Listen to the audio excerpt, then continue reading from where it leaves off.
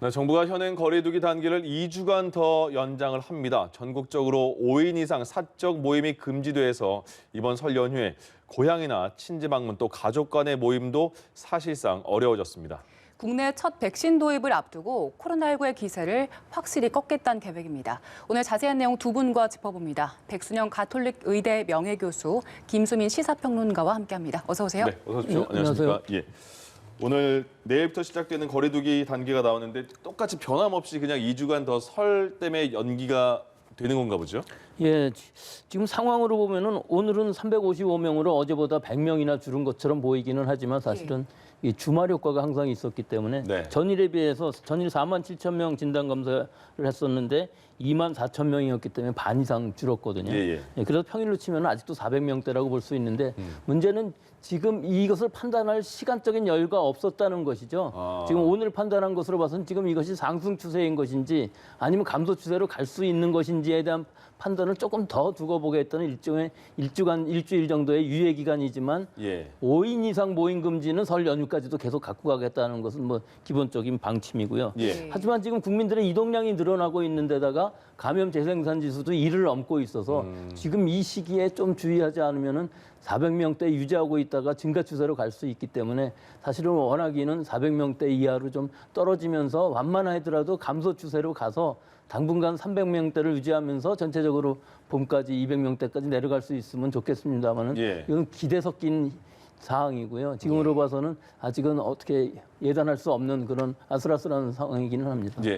평론가님, 지금 단계를 유지한다면 지금 단계를 다시 정리하자면 수도권은 2.5, 비수도권 2단계, 그리고 5인 이상 못 모이는 것은 전국적으로 이루어지는 건가요? 그렇습니다. 그것은 그대로 기조를 유지한다라고 봐야 될 것 같고요. 그리고 사실 얼마 전에 카페라든지 실내 체육 시설에 대해서 일부 완화 조치가 있었던 셈이거든요. 근데 그 이후에 확산세가 명확하게 꺾이고 있지 않다. 물론 다시 급증한다라는 보장도 없지만 애매모호한 상태에 걸려 있기 때문에 일단은 이 조치들을 유지한다라고 보시면 될 것 같고 국민 여러분들도 지금까지 지켜왔던 수칙들을 당분간 계속 지켜간다. 이렇게 이해를 하시면 될 것 같습니다. 그러면 잠깐 중간에 체육시설이나 그렇게 조금 더 열어놓은 부분도 있잖아요. 그것도 그냥 그대로 유지가 되나 보죠? 그렇습니다. 그래서 이제 지금까지의 방역 기조를 그대로 유지하되 근데 일주일 뒤에 조금 더 지켜보고 이제 다중이용시설 일부에 대한 어떤 완화라든지 이런 것들은 좀 추후에 검토를 해보겠다라고 하는 거고 그리고 이번에 그 일주일 뒤에 추후 검토를 하겠다라고 하면서도 설날까지는 5인 이하 모임을 금지한다라고 얘기를 한 것은 설날까지의 대략적인 어떤 방역 수칙 이런 것들은 제시를 했다라고 볼 수 있겠고 설날까지 마음을 놓으면 안 된다. 이 메시지를 정부에서 전한 것이라고 보시면 되겠습니다.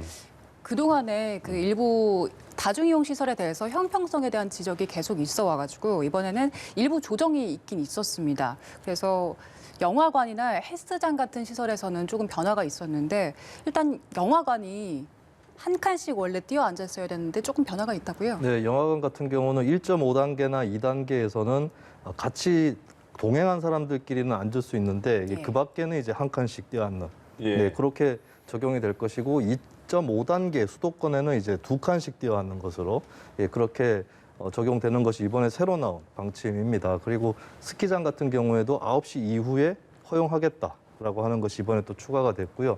헬스장 같은 경우는 그동안에 체육 활동을 할 수 있도록 풀어놨지만 샤워 시설을 이용을 못했는데 여기서도 한 칸씩 띄워서 샤워 시설은 이용할 수 있다라고 하는 것이 이번에 추가가 되었습니다. 그동안에는 저희가 종교시설이나 요양병원 같은 곳에서 집단 감염이 발생했었는데 최근 양상을 보니까 대학병원, 성인 오락실, 보육시설까지 가리지 않고 굉장히 다양한 시설에서 집단 감염이 일어나고 있더라고요.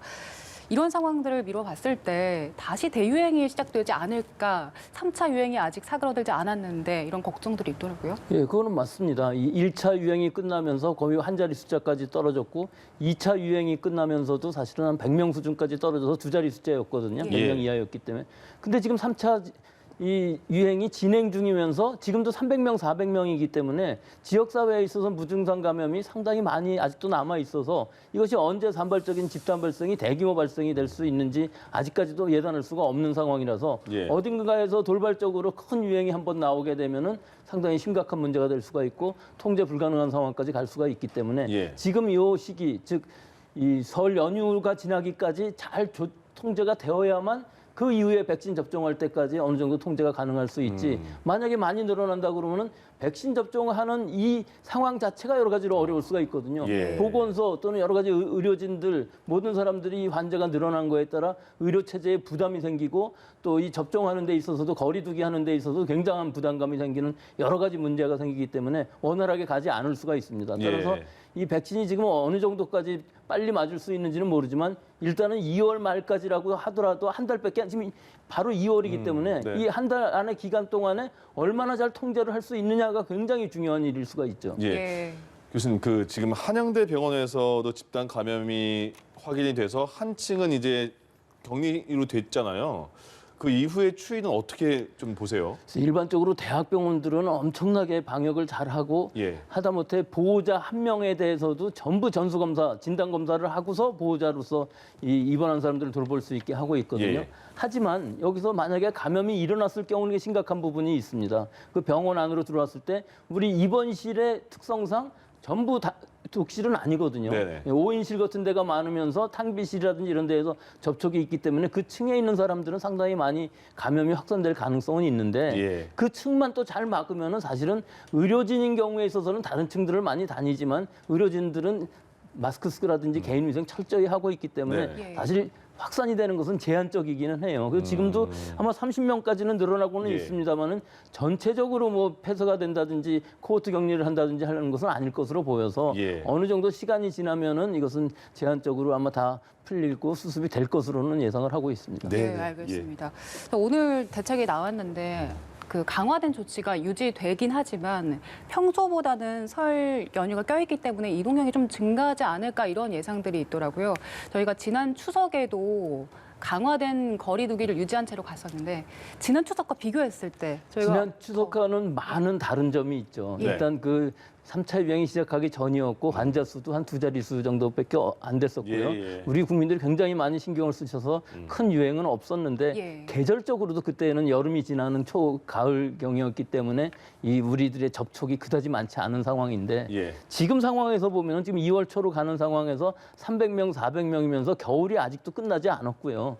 예, 여러 가지 상황으로 봤을 때 집단 발생들, 산발적인 집단 발생들이 계속 일어날 수밖에 없는 상황이라 결국 막을 수 있는 것은 우리들이 거리두기를 얼마나 잘하느냐, 이동을 얼마나 억제하느냐 여기에 달려 있는 것이기 때문에 사실 9시, 10시에 뭐 식당을 가고 안 가고는 큰 문제가 아닙니다. 예. 결국은 5인 이상 모이지 말라는 것이 엄청나게 큰 규제인 것이거든요. 네. 이 부분들을 우리들이 얼마나 민주적으로 자발적으로 잘 지키느냐에 따라서 이것이 통제 가능할 수 있느냐, 즉 감소 추세로 갈 수 있느냐를 결정하는 것이기 때문에 지금 현재 1을 약간 넘고 있지만 감염 재생산 지수가 1에서부터 떨어질 수 있도록 좀 주의를 해야 되는 시기라고 봅니다. 예. 예.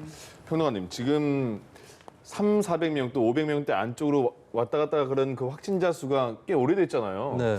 그래서 많은 분들이 이제 이 상황이 익숙해지셨는지 지금 이동량은 더 많이 늘은 거죠. 그렇습니다. 예. 이게 핸드폰 데이터를 통해서 이동량이 집계가 되고 여러 네. 가지 지표가 또 있지 않겠습니까?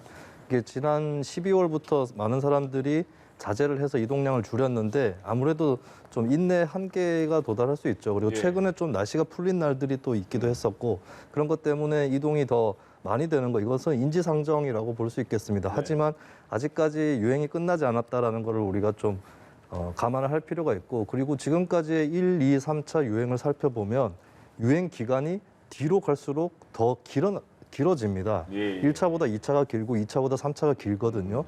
이런 법칙을 우리가 유념을 해봤을 때는 조금 더 안타깝지만 견딜 필요가 있고 그리고 상징적으로 어떤 기점을 잡는다 했을 때는 아무래도 설 연휴가 있을 겁니다. 그렇다면 설 연휴까지는 좀 참아보자. 더 참아보자라고 하는 마음가짐이 좀 필요하고 예. 정부도 그 메시지를 계속 주려고 하는 것 같습니다. 그러니까 예. 불안한 게 이런 것 같아요. 그러니까 지금 약간 좀 지친 상황이니까 설 그때 추석 때도 못 갔는데 설에 한번 가서 절은 한번 해야 되지 않을까 이런 분들 많으실 것 같은데 좀 걱정 아닐까요? 네, 근데 또 이동을 하는 것도 어떻게 보면 좀 번거롭고 힘든 일일 수도 있기 때문에 네. 그리고 이번 설이 사실 코로나가 본격적으로 유행을 하고 난 다음에 처음 맞이하는 설이거든요. 네. 예. 작년 설에는 환자가 발생을 하긴 했지만 그렇게 국민들이 걱정을 안 하는 그런 예.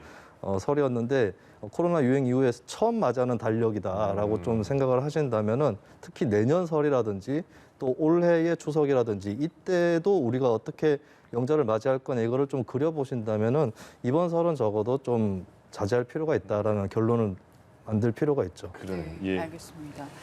저희 이제 백신 이야기도 좀 나눠보겠습니다. 앞으로 2주 정도 뒤부터는 접종이 시작될 텐데 그래서 화이자 백신 6만여 명분이 들어올 텐데 지금 우려되는 게 해외에서는 백신 물량이 계속해서 부족하다 이런 소식들이 들어오고 있어요. 예, 전 세계적으로 수급이 불량한데 다른 나라들은 사실은 모더나, 파이자까지 다 승인이 됐고 물량이 어느 정도 들어오고 있는 상황인데 우리나라 입장에서 보면은 아스트라제네카 백신이 이제 2월 달에 승인이 될 것으로 보이는데 그 수급이 제일 신경이 많이 쓰이겠죠. 예. 일단 그 파이자 백신 6만 명분 들어오는 것은 이 코로나19를 돌보고 있는 의료진이라든지 관계자들이 맞을 것이기 때문에 수적으로도 그다지 크지는 않습니다. 예. 그렇기 때문에 이것은 또 이 접종센터에서 맞기도 지금으로서는 아직 다 준비가 안 되었기 때문에 아마 병원에서 다들 맞는 것으로 해서 준비가 될 것으로 보이는데 실제로 아스트라제네카가 확보된 것이 75만 명이라고 그랬었는데 그것은 2월 달에 들어오는 물량이고 상반기에 들어오는 물량이 219만 명이라고 지금 오늘 발표가 났거든요. 네네. 근데 상당히 좀 적은 물량입니다. 적어도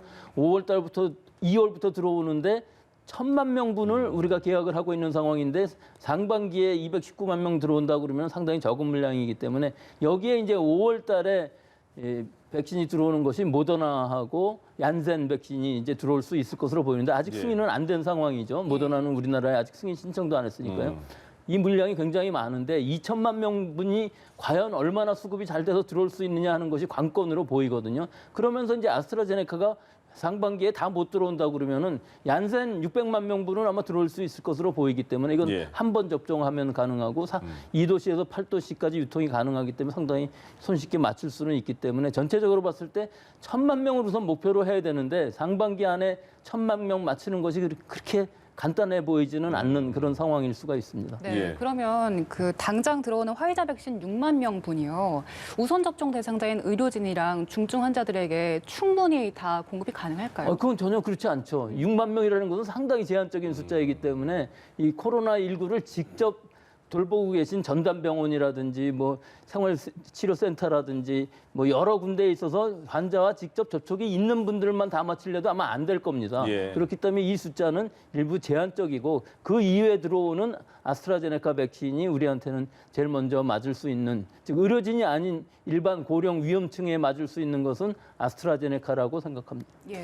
정부가 얼마 전이었죠? 1, 2, 3, 4분기 접종 계획을 다 발표를 했잖아요. 그리고 이제 곧 모의 접종 연습도 한다고 하는데 지금 교수님 말씀처럼 이게 제때 우리가 생각하는 그 시기에 딱딱 들어와 줘야지 그 시기가 맞을 텐데 이것도 계획을 잘 세워서 그 업체하고 연락이 잘 돼야 될 것 같습니다. 그렇습니다. 그 계획이 잘 지켜지도록 하는 게 가장 큰 목표일 텐데 예. 저는 한편으로는 계획이 아니구나라는 것도 조금 깨달을 필요는 있다고 네. 봐요. 이 백신 접종의 어떤 지금까지 임상 실험이라든지 또 계약이라든지 이런 과정들이 전 세계적으로 한국만이 아니라 굉장히 여러 가지로 불확실성이 있는 상황에서 지금까지 진행이 되어 왔던 거거든요. 예. 그렇다면 정부 입장에서도 계획을 충실하게 이행할 수 있는 만반의 그 준비를 할 필요가 있겠지만 한편으로는 잘 이행되지 않았을 때는 또 어떻게 할 것이냐 이런 부분도 좀 대비할 필요가 있는 것 같고요. 예. 또 국민들도 지금까지 백신이 게임 체인저다 이런 얘기를 많이 들어왔거든요. 네. 그것은 이제 백신이 없으면 굉장히 힘들어진다. 또 치료제보다는 백신이 우선이다.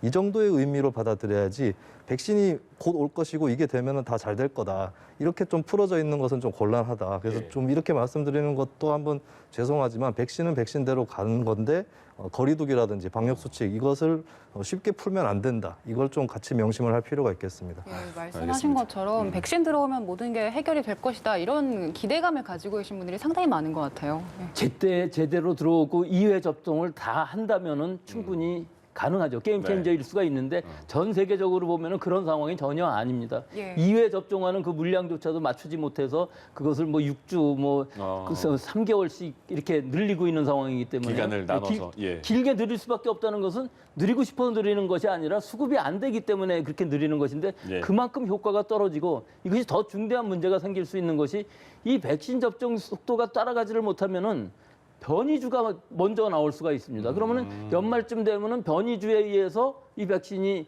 맞았어도 소용이 없고 또 맞아야 되는 상황이 될 수가 있는 것이거든요.